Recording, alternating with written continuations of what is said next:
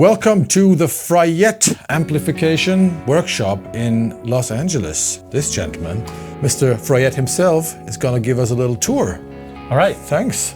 Nice to see you. Let's go. Where do we start? We've got basically my office, the controller's office, the demo room back there, and a lunchroom over there. So that's basically the office layout.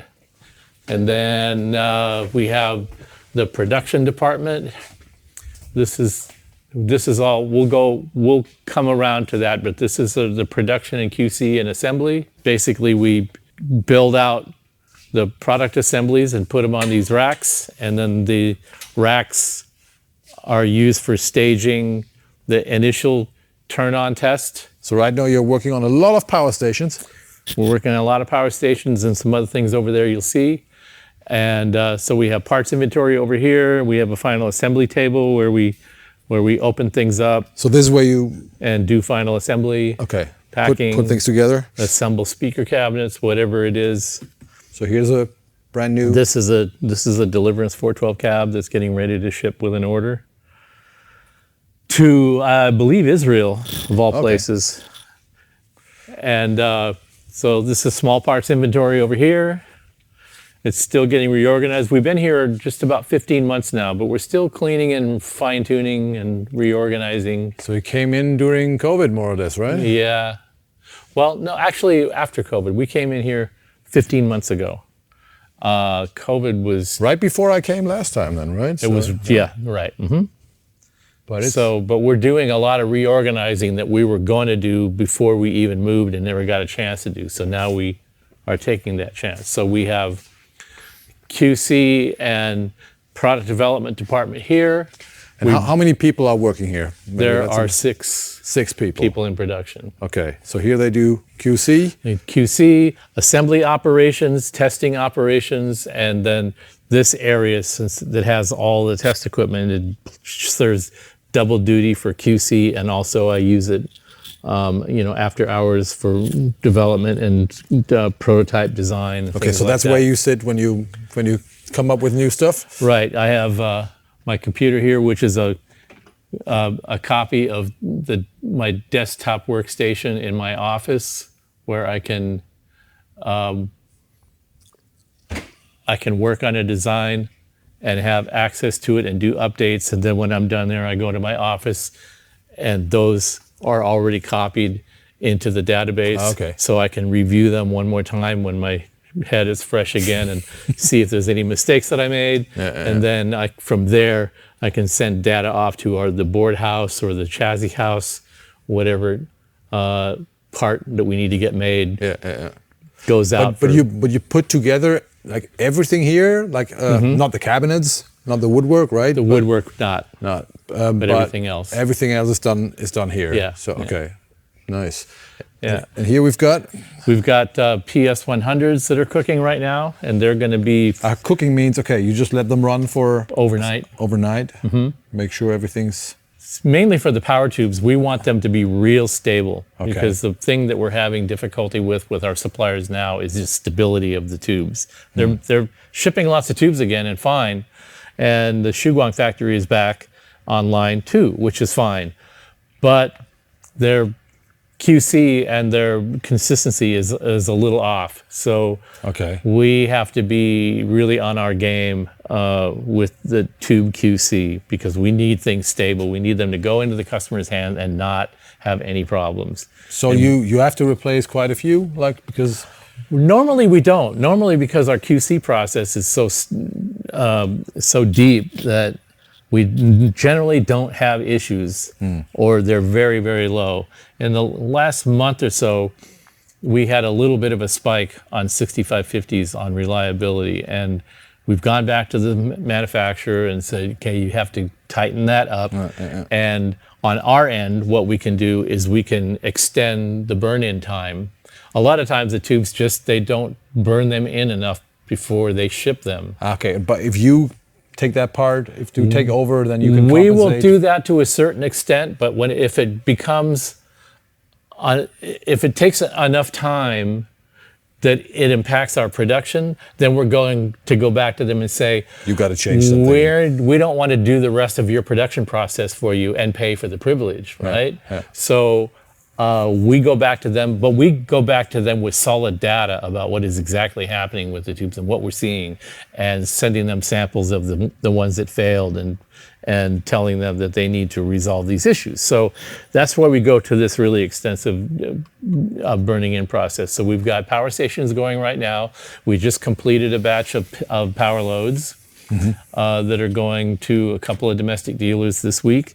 And then we're starting, right after that, we start the GPDIs, which there are a few here. And as you saw when we were walking in over there, there's more GPDIs there. We've got probably 300 of them in production right now that are going to make their way through QC by probably the end of this month. They're all going to be gone. Well, that's a lot. And then the ones that don't pass QC, they go on this shelf here, and thought then this they was get repair work. I know those are the ones that there are a couple of repairs here. Mostly it's just a jack broke, or it makes a little noise or something like that. Can't get the cabs to load properly. They're usually minor issues like that. Yeah. There's a deliverance module that's here for an update, and so you're doing the repair work there as well for the. we don't do the repair work for Synergy, but we had an update that we did to the deliverance line, the 2 Plus. Okay. And the module that they're making was still the 2 Series. Okay. And so we did an update. So people can update their modules to the latest. Yeah. Okay. And then a few people take us up on it. We don't get a lot of them, but we every once in a while somebody hears about it and they send us one, and we charge a reasonable price because it's not like a profit center or anything like that. It's just we want the module to work as the best that it can possibly work. And as close to the amp as possible. Yeah, right. Because since we went to the 2 Plus, we wanted the module to reflect that. Sure. So that's what we did. So what we do here is we have an extensive AC outlet situation back here where we control the voltage because we do products in different voltage ranges. So we have we have a variac where we set the voltage for the product line that we're making, whether it's 100 volts, 230, 240, or 120. That looks very vintage. Look at the powder coat. What is it? This is a 1966 brand new in-box variac that had never been used. Wow. The buyer, the product manager at Washington Music's father was an electrician. And he had this in his garage or attic. It was in a box. It was never taken out of the box. Wow. And he sent me a picture of it. New old stock from... right. Brand new, never touched. Has the documentation and everything in it. And I went, yeah, you got to be kidding me. And I said, how much? And he goes, well, I'll just send it to you. Yeah, okay, but how much? He would not charge me for it. I tried to give him money, but he sent it. I said, okay, well, I'll give you my UPS number. Just send it to me, because I knew it'd be heavy.